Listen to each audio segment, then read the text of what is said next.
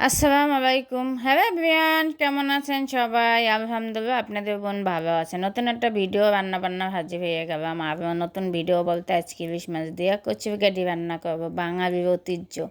আর বাঙালিতেও কচুরগাঠি দিয়ে ইলিশ মাছ অনেকেই, বেশিরভাগ মানুষই পছন্দ করে, তার সাথে আমি তো অনেক পছন্দ করি।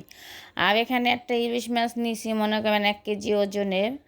আর সেই 1 কেজি ওজনের ইলিশ মাছটা দিয়ে আমি আজকে কচুরগাঠি রান্না করব।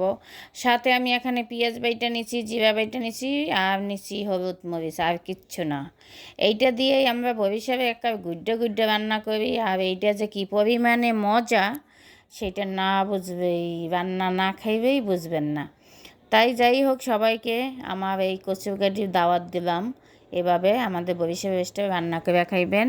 আর অনেক মজা লাগে, কিন্তু কচুরগাঠি দিয়ে পেট ভরে ভাত খাওয়া যায়। আর এখানে আমি 1 কেজি ইলিশ মাছের সাথে 1 কেজি কচুরগাঠি নিছি।